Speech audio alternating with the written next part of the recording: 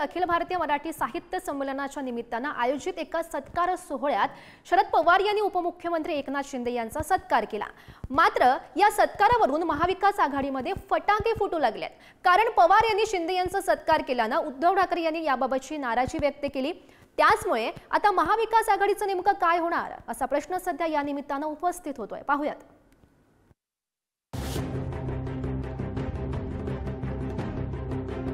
त्यांना अशा प्रकारचे सन्मान आपल्या हातून देणं हे महाराष्ट्राच्या अस्मितेला आणि स्वाभिमानाला धक्का लावणार। शरद पवार साहेब आतापर्यंत त्यांना वंदनीय होते। माझा सत्कार केल्यानंतर ते त्यांचाही अपमान केला। दिल्लीत शरद पवारांच्या हस्ते एकनाथ शिंदेंचा सत्कार पार पडला आणि इकडे राज्याच्या राजकारणात नव्या मानापमान नाट्याचा श्री गणेशा झाला। ठाकरेंच्या शिवसेनेचे खासदार संजय राऊत यांनी थेट शरद पवारांवरच निशाणा साधला। एकनाथ शिंदेंचा सन्मान करणं महाराष्ट्राच्या अस्मितेला आणि स्वाभिमानाला धक्का लावणारं आहे अशी बोचरी टीका राऊतांनी केली। एकनाथ शिंदे यांनी महाराष्ट्राचं सरकार पाडलं। त्यांच्या कार्यक्रमाला शरद पवारांनी नाही जायला पाहिजे।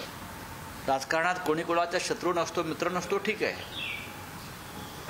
पण ज्याने महाराष्ट्राची वाट लावली, ज्यांना आम्ही महाराष्ट्राचे शत्रू समजतो, त्यांच्याबरोबर जे लोक खुलेआम बसलेले आहेत जाऊन, तर त्यांना अशा प्रकारचे सन्मान आपल्या हातून देणं हे महाराष्ट्राच्या अस्मितेला आणि स्वाभिमानाला धक्का लावणार आहे। महापराक्रमी महाजी शिंदे राष्ट्र गौरव पुरस्कार या एकनाथ शिंदे सारख्या कार्यकर्त्याला मिळाला हे माझं भाग्य आहे आणि शरद पवार साहेबांनी तो दिला याचंही मला समाधान आहे। महाराष्ट्राला एक परंपरा आहे, महाराष्ट्राची एक संस्कृती आहे चांगल्याला चांगलं म्हणण्याची, पण यांच्याकडून काय अपेक्षा करणार आपण आज। म्हणून जनता त्यांना धडा शिकवेल। जनतेने विधानसभेत त्यांना धडा शिकवलाय, अजून त्यांना त्याच्यातून काही बोध घेता आला नाही। उपमुख्यमंत्री एकनाथ शिंदेंचा महादजी शिंदे राष्ट्र गौरव पुरस्काराने सन्मान करण्यात आला।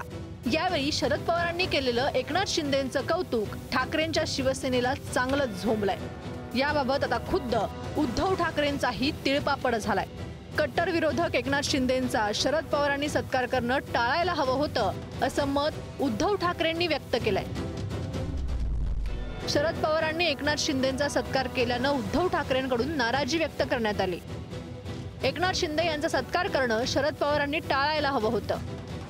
शिवसेना पक्षफुटीस कारणीभूत असलेल्या एकनाथ शिंदेंचा सत्कार केल्यानं उद्धव ठाकरेंकडून नापसंती दाखवण्यात आली। संजय राऊतांपाठोपाठ उद्धव ठाकरेंकडून नाराजीबाबत अधिकृत भूमिका जाहीर करण्यात आली। हे जे काय या दिल्लीमध्ये साहित्य संमेलन सुरू आहे असं म्हणतात, ते साहित्य संमेलन नसून ती राजकीय दलाली आहे। कोणालाही कसे पुरस्कार देत आहेत, कोणाचे कसे सत्कार करतायत राजकीय लोकांचे, काय आहे यांचा साहित्याशी संबंध काय आहे? माझा आयोजकांना प्रश्न आहे, तुम्ही दिल्लीमध्ये दलाली करायला आलेला आहात का? काय तुम्ही साहित्याची सेवा करताय? कोण करताय हे संमेलन आयोजित? हा भारतीय जनता पक्षाचा एक उपद्व्याप आहे हा सगळा इथे। हा पुरस्कार अखिल भारतीय मराठी साहित्य संमेलनाच्या माध्यमातून त्या आयोजकांनी ही ठरवलेली गोष्ट आहे आणि त्यामुळे कुणाला पुरस्कार द्यायचा कुणाला द्यायचा नाही हे आयोजकांचं महत्त्वाची एक गोष्ट आहे। दुसरी बाब अशी होते की मी जसं म्हणालो, स्वर्गीय यशवंतराव चव्हाण साहेबांनी ज्या सुसंस्कृत राजकारणाची परंपरा महाराष्ट्राला घालून दिली आहे। शरद पवारांनी एकनाथ शिंदेंचा सत्कार केल्यानं महाविकास आघाडीत मिठाचा खडा पडलाय। त्यामुळे मवियाचं भविष्य काय असा प्रश्नही एका सत्कार सोहळ्यामुळे आता उपस्थित होऊ लागलाय। 90 घेऊन कधी युती टिकते का असा खोचक टोला भाजप प्रदेशाध्यक्ष चंद्रशेखर बावनकुळेंनी लगावलाय।